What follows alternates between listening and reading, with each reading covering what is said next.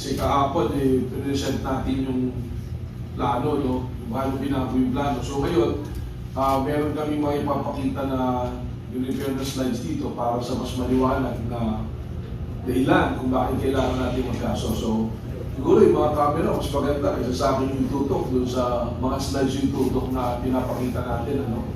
So, ito yung slide number 1. No?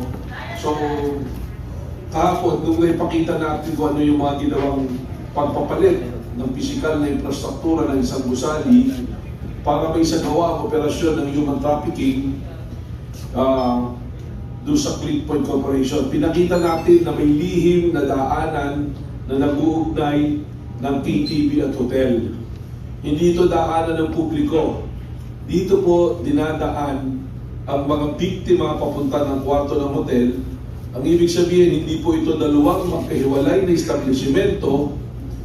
Ito po ay magkarugtong para isagawa po ang krimen ng human trafficking.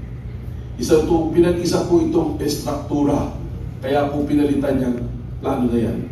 Ngayon naman, ang ipapakita po natin ang tatlong bagay. Una, ang estruktura ng korporasyon sa likod nito, yung corporate structure po na tinatawag.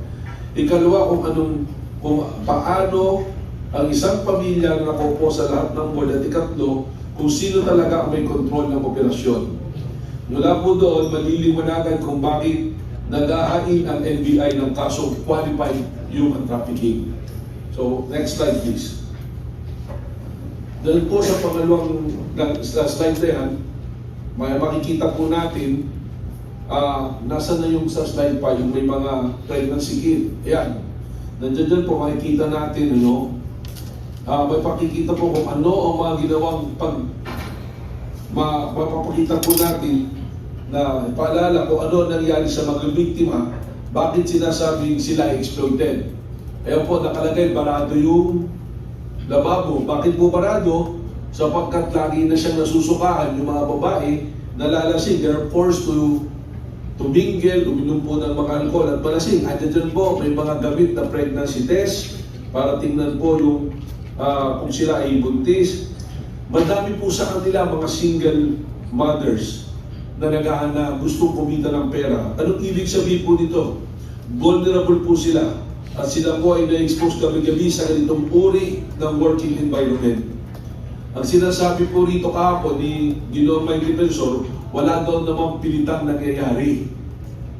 Pero pag makita po ninyo yung exploitation, yung pong second slide dito, makikita ninyo, nandiyan po ang patuloy na exploitation.